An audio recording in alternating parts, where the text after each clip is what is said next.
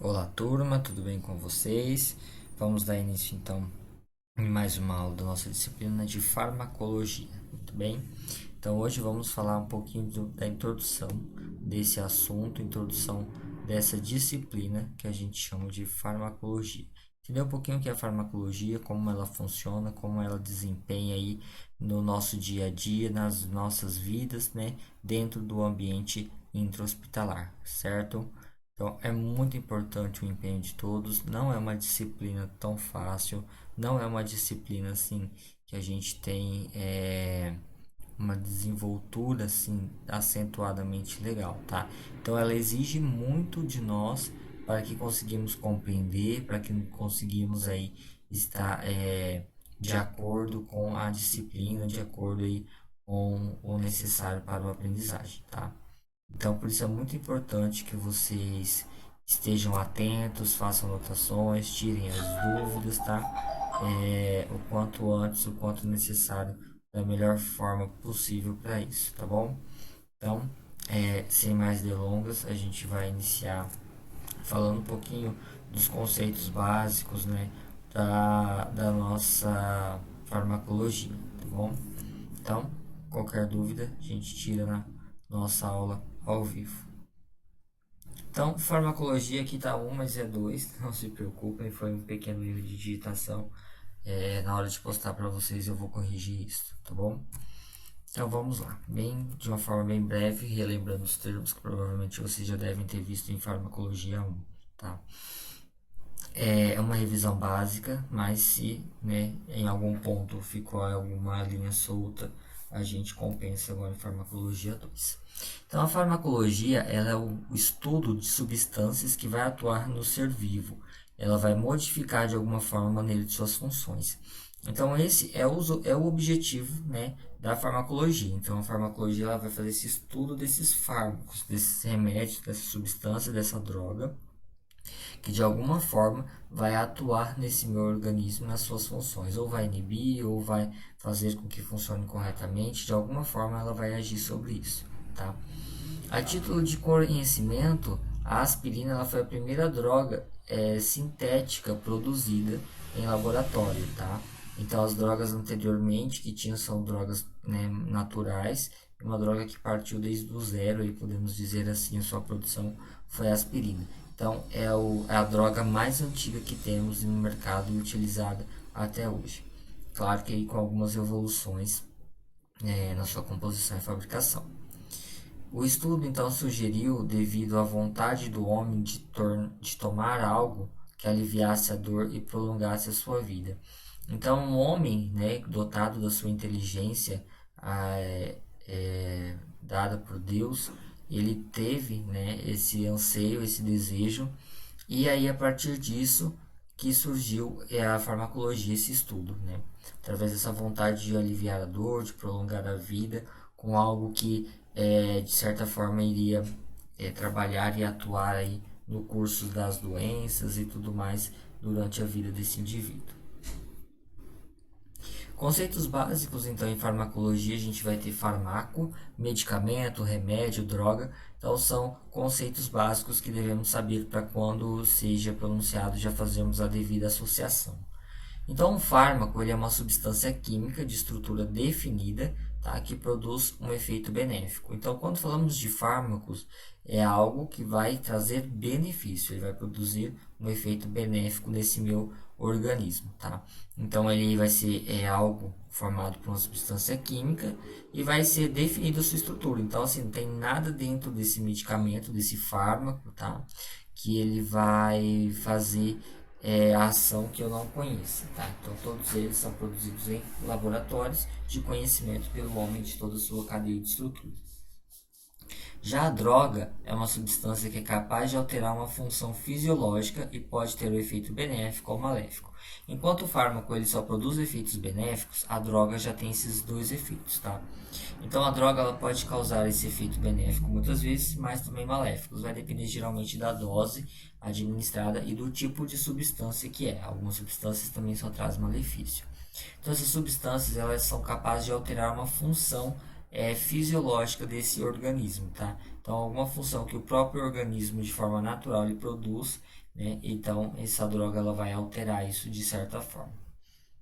O medicamento, então, é um produto farmacêutico que é elaborado com a finalidade profilática. Então, quando falamos de medicamento, a gente fala de um produto que ele vem com a finalidade de prevenir, né, de profilaxia de doenças e agravos e distúrbios aí no organismo. O remédio, então quando falamos de remédio, pode ser qualquer ato capaz de melhorar o organismo, tá? Ele pode ser tanto de forma medicamentosa ou não, tá? Então o remédio ele pode ser uma droga, o remédio ele pode ser uma atividade física, ele pode ser algo que vai fazer bem e vai melhorar esse seu organismo, né? Essa sua desenvoltura no seu dia a dia. Então, assim a gente classifica o remédio. Ainda dentro dos conceitos básicos, né, que estudaremos aqui, vamos falar de outros também, tá? É uma infinidade aí uma infinidade de conceitos, tá? Mas são essenciais aí para um bom desenvolvimento, para um bom entendimento da disciplina. Então, por isso que a gente sempre aborda eles, tá? Não tem como a gente fugir desses parâmetros, tá? Então, é sempre muito importante estarmos aí estudando, tá? Esses fármacos, essa farmacologia toda. Então, o próximo conceito que vamos abordar aqui são os conceitos de dose, tá? Que é a quantidade de droga suficiente para produzir um efeito terapêutico. Então, quando a gente fala de dose, é a dose do medicamento, é a dose da droga, é a dose daquela substância, tá? Que vai produzir um efeito terapêutico. Então, tudo aquilo que vai trazer benefícios, tá? Enquanto o termo de dose, ele é classificado desta forma. Por outro lado, a gente também tem a dose efetiva letal. Essa dose efetiva letal é a dose capaz de provocar a morte. Então, ele já não tem mais um fim terapêutico, mas sim um fim letal. Então, quando ele é utilizado de forma incorreta, na dose incorreta, ele pode provocar até a morte do ser humano. Tá? Então, estudos da farmacologia têm e apontam quais são essas doses, tá? Que pode causar um efeito tóxico e letal ao organismo. Dentro disso também temos os efeitos colateral, que são aqueles efeitos diferentes do principal, tá? É tipo um segundo efeito que esse fármaco, que essa dose, que esse medicamento vai causar no meu organismo, tá? E ele pode ser aí um efeito colateral desse tratamento. Então, por exemplo, eu preciso que ele me cause analgesia, então ele vai reduzir a minha dor, mas um efeito colateral dele, por exemplo, vai ser a sonolência, vai me causar muito sono, né? A posologia que a gente fala é o sistema de dosagem, então é a quantidade e o tempo. Então, por exemplo, vai tomar um comprimido em 12 horas, vai tomar 500 miligramas em 12 horas, em 8 horas, em 4 horas. Então, esse é o aprazamento que a gente fala, é a posologia dessa medicação. A reação adversa é tudo aquilo que vai prejudicar, tá? E de forma não intencional. Então, ou seja, eu vou administrar esse fármaco no meu paciente e vai desenvolver uma reação alérgica. Tenho como adivinhar isso? Muitas vezes não. Então, é um efeito adverso que vai ter de forma que ele não é intencional. Então, a gente chama de reação adversa. E nos sistemas de saúde é muito importante a notificação, tá? Então a gente geralmente faz a notificação para a farmácia desse efeito adverso dessa medicação e é passado aí para os fabricantes das medicações para que eles atuem com o princípio aí de melhorar essas medicações para que não causem mais esses efeitos, tá? E a nível também de quantificar para que seja descrito no bulário desses remédios. Temos também conceitos básicos que na ementa de vocês pede, que é a classificação dos medicamentos, tá? Então, por exemplo, um determinado medicamento eu vou ter o de referência, eu vou ter o genérico e vou ter o similar. Como que funciona isso, tá? Então é importante a gente saber que esses três tipos de fármacos é o mesmo produto. Não, nem sempre. O medicamento de referência, então, é aquele medicamento top de linha que a gente fala. Ou seja, a empresa, né, farmacêutica desenvolveu aquele produto depois de vários anos de estudos, né, e foi comprovada essa qualidade, essa segurança. Ela investiu pesado em cima desse remédio, né, ou seja, teve um alto custo de investimento para que esse medicamento fosse desenvolvido. Então, geralmente, quando sai um produto no mercado, um medicamento, é, somente tem o de referência. Então, essa fábrica tem essa patente desse medicamento e essa patente não pode ser quebrada por um bom tempo, até que essa empresa ela ganhe aí o valor suficiente em cima desse medicamento para pagar os custos de pesquisa, para pagar os custos do desenvolvimento desse fármaco e, claro, gerar o lucro. Tá? Muitas vezes isso demora tempos e tempos para que essa patente seja quebrada e tenha a liberação dela para que outras empresas também possam ser desenvolvedoras também desses produtos. Um exemplo disso é os medicamentos genéricos. Então, ou seja, após o medicamento de referência passar por todo esse período de patente, né, aí vem o medicamento genérico, que aí é a forma mais barata, né, desse medicamento, que ele é desenvolvido semelhante ao de referência, porém com menos custo, pois ele não precisou investir em pesquisa, em desenvolvimento, né, e sem tanta gama de impostos, né, pelos sistemas de governo do país. Então, o medicamento genérico ele vem com essa finalidade. Então, ele vai ser semelhante, ele vai ser praticamente idêntico ao medicamento de referência. Tá? O medicamento similar, ele é um medicamento com o mesmo princípio ativo que a gente chama. Então, ele vai ter a mesma composição do que os outros, né? Tanto de referência como genérico. Porém, né, esses medicamentos eles não têm testes de bioequivalência, ou seja, não existem estudos que comprovam a efetividade e a equivalência desse medicamento quanto ao medicamento de referência, tá? E isso vai gerar um custo menor para o sistema de saúde, tá? Então, consequentemente, vai ser um medicamento mais barato que o de referência e algumas vezes mais caro do que o genérico, tá? Em contrapartida, o medicamento genérico ele é mais seguro porque ele possui esses testes, tá? Tem dois testes que são realizados, dentre eles de bioequivalência, para ver se esse medicamento ele está realmente como o de referência. Então, sempre que optar por comprar um medicamento ou fazer o uso dele, procure sempre um medicamento de referência ou um genérico, tá? Claro que o de referência é sempre um valor mais alto, então isso é importante. Claro que os farmacêuticos sempre vai tentar empurrar para a gente um medicamento ou de referência se ele não tiver um similar, tá? Devido o lucro dele ser bem maior sobre o medicamento similar do que no medicamento genérico. Então isso também é importante frisar. Então a farmacocinética, ela vai se basear nos princípios da administração do medicamento. Tá? Então tem esses dois ramos que a gente fala. Então todos os medicamentos ele vai ter tanto a farmacocinética quanto a farmacodinâmica. E esses dois ramos da farmacologia, eles vão estudar coisas diferentes. Farmacocinética vai se basear nos princípios da administração. Então, a absorção, a distribuição, a metabolização até a excreção. Então, ou seja, da entrada desse medicamento no organismo até a sua saída é estudado pela farmacodinâmica. Então, pela farmacocinética, tá? Que é a cinética que vai se desenvolver da entrada até a saída desse fármaco no organismo. E a farmacodinâmica, ela vai estudar a relação da concentração de um fármaco e a estrutura-alvo, tá? Bem como o mecanismo de ação desses fármacos também. Então, vai estudar de uma forma diferente quanto que precisa de concentração desse fármaco, a estrutura dele, tá? E os mecanismos de ações necessários.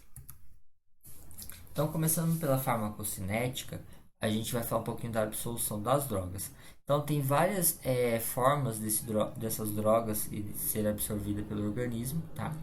E para isso é preciso ter a passagem das moléculas do remédio, do fármaco, tá? Do meio externo, tá? Que é da embalagem, do meio externo, para o meio interno, que é o nosso corpo, tá?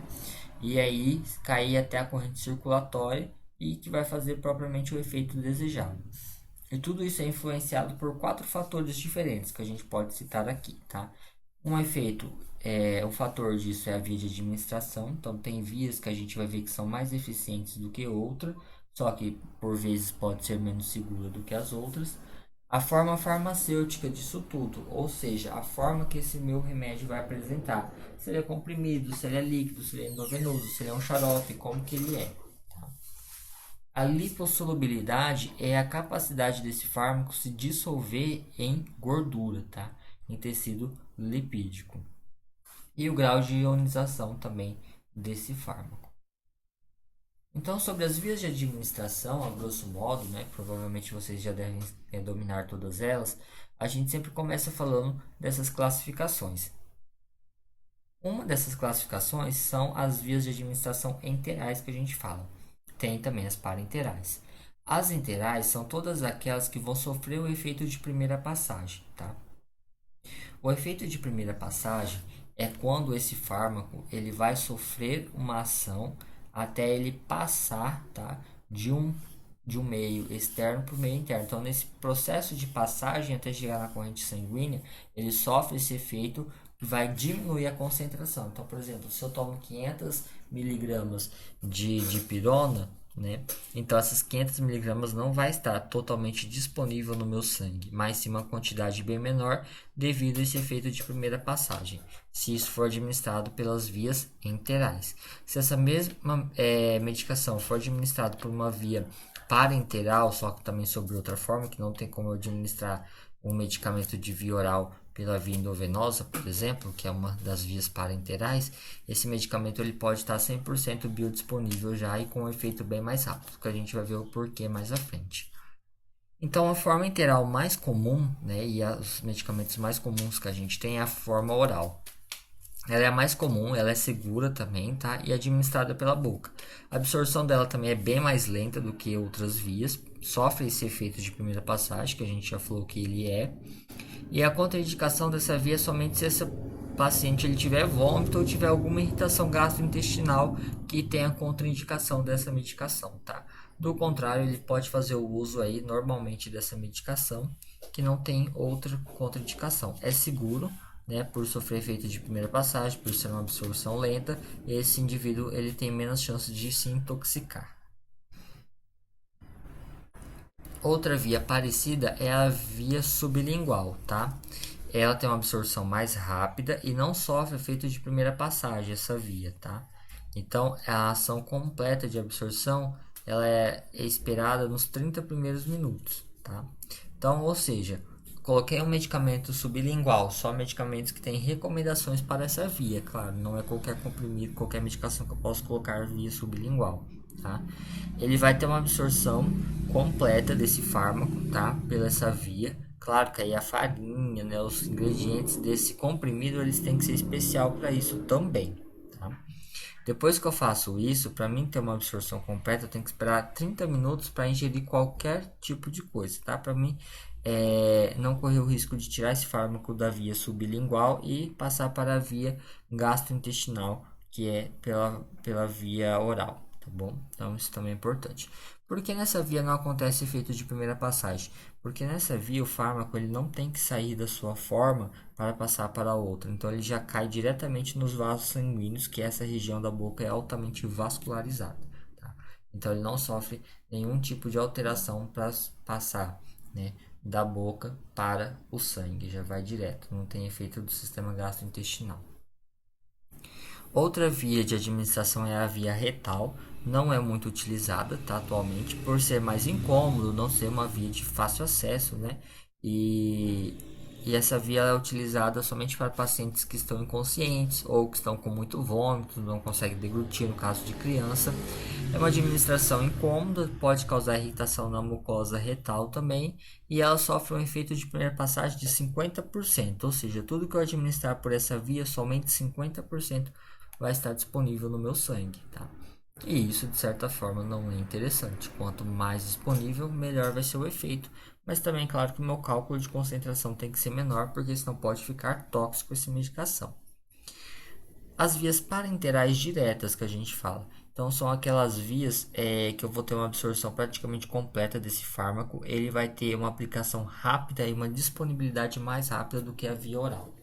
Por exemplo, a via intravenosa, ela tem um efeito imediato, ou seja, eu vou aplicar esse fármaco, ele já vai cair na minha corrente sanguínea e já vai estar disponível para ação, tá? Então, 100% desse fármaco, ele vai estar biodisponível, porque ele não vai sofrer nenhum efeito de primeira passagem, tá? Então, são fármacos mais utilizados em casos de emergência, ou que eu quero um efeito, uma ação mais rápida, tá? São soluções aquosas, então sempre vai ser líquidos que eu vou injetar e tem um alto risco também de efeitos adversos, né?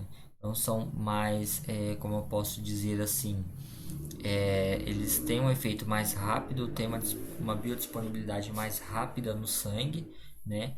E isso tudo pode ser mais tóxico para o organismo também. Tá? Então ele não é tão seguro quanto a via oral. E são inadequados para substâncias e soluções oleosas, tá? Então tudo aquilo que é hidrofóbico, né, que a gente fala que tem aversão ao sangue, à água, a gente não pode utilizar nessa via. Tá? Então, medicamentos oleosos geralmente não utiliza nessa via, não pode utilizar. Outra via também de administração parenteral é a via intramuscular. Ela é mais segura do que a endovenosa, tá? Essa via. Porém, ela vai depender muito da absorção do fluxo local, tá? Então, dependendo da região, a absorção dela vai ser mais lenta dependendo da musculatura, tá? Então ela pode ser aplicada a soluções oleosas que a gente fala. Então são aquelas substâncias mais viscosas que elas podem ter aversão à água, né? Pode ser hidrofóbicas que a gente fala. E também pode ser substâncias aquosas também. A absorção é sempre mais rápida no vasto lateral da coxa, que é muito utilizado para fazer essa via em crianças, e mais lenta no glúteo. Então, o glúteo não tem uma reação assim tão rápida dessa medicação, por ser um tecido que tem menos vascularização. Então, por isso que a gente hoje não administra muita coisa em glúteo, não. Principalmente vacinas, né? Não faz mais. Então, as vias de administração, ainda vamos ter também a subcutânea, de via parenteral, que a gente vai aplicar no tecido adiposo, tá? Na gordurinha que a gente fala mesmo. É uma absorção bem mais lenta, ela vai usar de pequenos vasos e pequenos volumes ali para fazer esse transporte. Eu não posso aplicar muito volume nessas vias, tá? Então a barriga é o melhor local para isso, em volta do umbigo. O efeito adverso é que são dolorosas, pode dar infecções sim e fibroses também, tá? É uma via muito utilizada por insulino dependente ou para pacientes que também necessitam de aplicação de medicamentos para fins de anticoagulação. Ainda na via parenteral, temos também as injeções intradérmicas, que são aplicadas na derme, ou seja, né, só naquela pelezinha de cima. A absorção dela também é lenta, tá? Muito mais lenta do que a subcutânea, e é utilizado tipo em testes de alergias. A gente administra, né, a substância para realizar, e também tem uma vacina que é realizada por essa via, que é a BCG. Tá? É pouco utilizado para medicação essa via. A intraarticular, que é quando a gente injeta o fármaco, né, o remédio no interior da cápsula articular. Então vai uma agulhona dentro, né, da cartilagem do joelho, né, de determinado região do corpo, de juntas, né? Aí faz a aplicação desse fármaco, geralmente em articulações como o joelho, quadril e assim por diante. Geralmente são fármacos anti-inflamatórios ou também pode ser aí alguma substância para fazer também uma absorção rápida, tá? Que nesses locais tem. E aí também temos as vias parenterais indiretas, ou seja, parenterais, tudo aquelas vias que não vai sofrer efeitos do sistema gastrointestinal. Temos a via cutânea, que a gente fala, né, que é a pele. O efeito sempre é local, pode ser sistêmico também. Geralmente pomadas, cremes, a absorção vai depender muito dessa área de exposição, a temperatura e o estado de hidratação dessa pele, tá? Para a gente, em nível de saúde intra-hospitalar, muito pouquíssimo utilizado. Uma via de utilização também que é cada vez mais comum, principalmente por DPOCs, pacientes que fumam e tudo mais que tem problemas respiratórios, é a via respiratória, tá? Inalatória. Através da mucosa nasal ou também através aí da boca é feito essa aplicação. O efeito dele é local, tá? É sempre então sobre os pulmões e também sistêmico. O pulmão é um dos órgãos que tem uma absorção mais rápida do organismo, tá? Por ser altamente vascularizado. Ele é administrado de forma de inalação. Ele tem uma absorção rápida, pois vai direto para os alvéolos, como eu já falei, que são altamente vascularizados devido à troca aí gasosa que acontece neles. As vantagens é determinar doses, né, e rápida ação, e as desvantagens é administrar em crianças e pacientes com dificuldade respiratória que não conseguem aí uma administração correta desta forma, desta via, perdão. As formas farmacêuticas líquidas, então, temos algumas delas, também é importante conhecermos. Por exemplo, temos as soluções. As soluções, ela não tem que passar pela quebra, tá? Elas só precisam ser absorvidas. Então, elas não vão precipitar também, que a gente fala. Geralmente, elas precipitam e ficam rígidas, né? Acabam entupindo até os lumes das seringas e das agulhas. As emoções, elas apresentam fases com densidades diferentes, tá? Por exemplo, os cremes e loções. Uma parte fica líquida, outra parte mais sólida, então precisa de agitar e fazer uma boa mistura para isso. A suspensão são aquelas partículas sólidas, tá? Principalmente de medicamentos, por exemplo, uma suspensão também pode considerar como se fosse o mel, né? Que ele fica líquido em cima e embaixo ele forma partículas sólidas, né? Parecendo açucaradas, e sempre tem que agitar antes de utilizar ele. Tá? Os xaropes, então eles são alternativos geralmente para criança, tá? Por causa do gosto também e da facilidade da aplicação. Em pessoas com diabetes tem que se tomar muito cuidado. As formas sólidas, que no nosso meio adulto são mais utilizadas, temos os comprimidos, que são utilizados por via oral, tem a dose determinada por unidade, tá? Tem os que são revestidos, mastigáveis, aí tem de diversas formas e cores diferentes, tá? E os efervescentes também. As drágeas, que são revestidas por uma substância para evitar sua fácil degradação.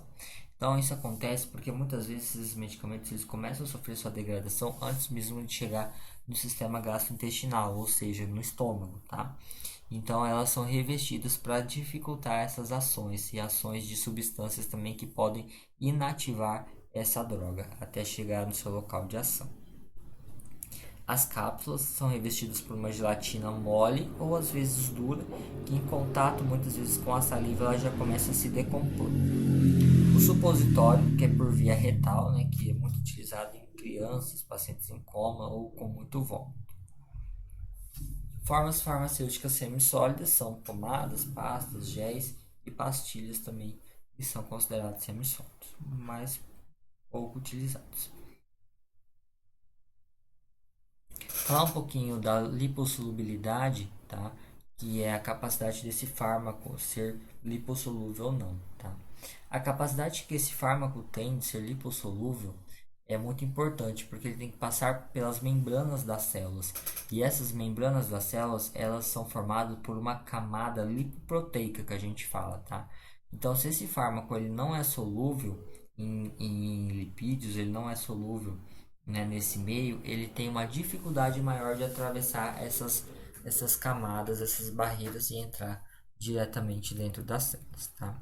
Não vamos adentrar muito a esse assunto também não, que é mais de fármaco 1 mesmo, tá? Então, aqui em fármaco 2 vamos ser mais sucintos. O grau de ionização que a gente fala é o pH, que vai afetar, tá, o grau de ionização desse meu fármaco. Então, o ácido ele sempre vai doar um próton para a base, que recebe um próton também, tá? Por exemplo, nosso estômago ele é um pH extremamente ácido, ele tem um pH 2. Então, o fármaco ácido no estômago, tá? Lá ele vai ter vários íons de H+, né? Vários íons ácidos, que é formado pelo ácido clorídrico. Então, o fármaco ele não vai desassociar e vai permanecer. Então, ele não é ionizado, ou seja, ele vai ser absorvido mais rápido. Se eu jogo um fármaco em sistema gastrointestinal que ele tem um pH mais básico, que a gente fala, mais perto do 7 aí, né?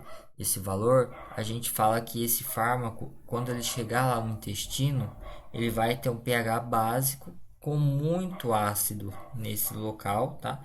E ele vai se associar e virar água, e aí vai dificultar a sua absorção. Então, quanto mais ácido esse medicamento, mais fácil dele ser absorvido pelo organismo. Então, basicamente é isso. Quanto mais ácido, melhor absorvido pelo organismo. A farmacocinética, então a gente vê também a distribuição das drogas. Então vai depender da ligação das drogas com as proteínas, tá? Isso é muito importante. Então, essas proteínas geralmente são os carregadores de fármacos, tá? E vai exercer sempre uma função específica cada uma delas, tá? Então, as proteínas que se ligam nessas drogas, por exemplo, a gente tem um fármaco livre em roxo e temos um fármaco ligado à proteína, que é a bolinha roxa com o tracinho roxo. Sempre os tracinhos são as proteínas, certo? Então, fármacos livres são aqueles fármacos que não estão ligados a proteínas e os fármacos ligados são aqueles fármacos que estão acoplados a proteínas, certo? A fração livre desse fármaco é que vai exercer o efeito terapêutico que a gente fala, tá? E a fração ligada ela só irá exercer a função quando acabar a fração do fármaco livre. Ou seja, então esse fármaco ligado à proteína, ele é um reservatório, ele é como se fosse uma reserva. Então, quando todo esse fármaco livre ele não estiver mais disponível fazendo a sua ação, aí esses fármacos ligados à proteína se desligam e vai fazer a ação farmacológica que se espera desse remédio. O fármaco mais potente é aquele que necessita de uma menor dose, ou seja, quanto menor a dose desse fármaco, maior é a sua potência. Tá? A barreira hematoencefálica que a gente fala, que é aquela barreira que protege o cérebro, que a gente vê sempre em anatomia, tá? Da chegada do fármaco, para atravessar ele tem que ser lipossolúvel, que né, a gente já falou, ou seja, ele não é ionizado. Então, se esse fármaco ele não tem essa lipossolubilidade, é mais difícil para ele passar essa camada e chegar dentro das células, certo? A barreira placentária também ela vai limitar a chegada desses fármacos à criança e eles têm que ser também lipossolúveis, tá? Essa barreira também é. Metabolização, que tem algumas fases que acontecem dentro dela. A metabolização ela vai ser a inserção de hidroxila no fármaco que vai tornar o preparado para isso. Tá? Então, essa inserção de um grupo de hidroxila vai fazer o fármaco que esteja preparado para a sua metabolização. A segunda fase é uma molécula de glicoronídeo, é quase um palavrão.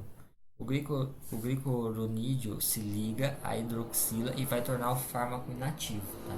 E aí ele será encaminhado para o rim que ele vai ser excretado. Então a ligação dessas duas substâncias no fármaco vai fazer com que ele seja encaminhado para o rim para sua excreção. Nem todos os fármacos são excretados exclusivamente pelo sistema renal, tá? Alguns podem ser pelo hepático também. E por fim, na farmacocinética, o último passo desse processo é a excreção do fármaco, que é a saída do fármaco do organismo.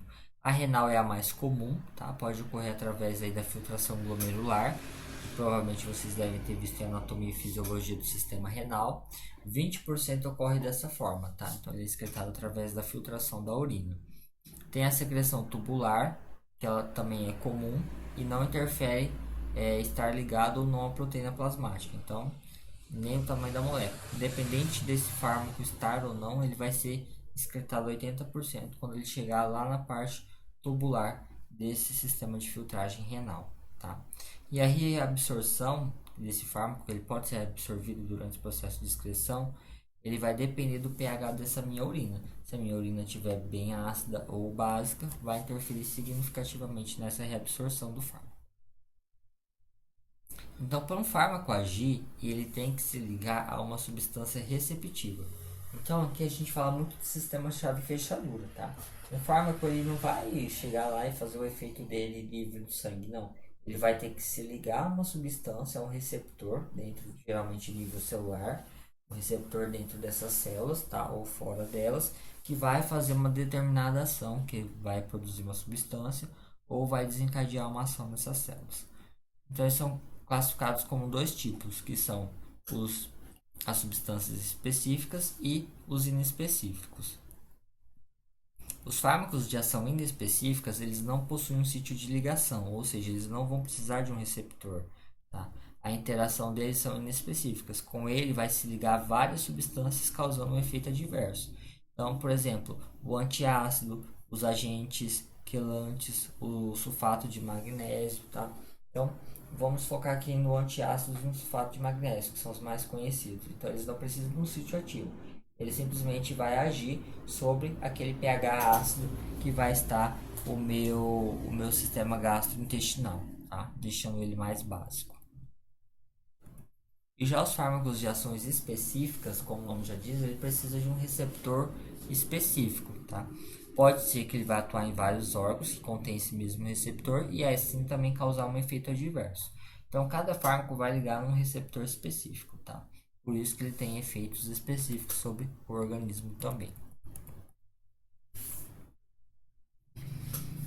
Os fármacos agonistas são fármacos que vai se ligar e ativar o receptor. Então, sempre que a gente falar de agonistas, né, nesse caso, é tudo aquilo que vai se ligar, tá? Os fármacos que vai se ligar e vai fazer uma atividade positiva sobre esse meu organismo, vai ser eficaz. Então, quando tu fala fármaco agonista, esse fármaco ele se liga a um receptor e aí vai causar um certo efeito, um efeito positivo.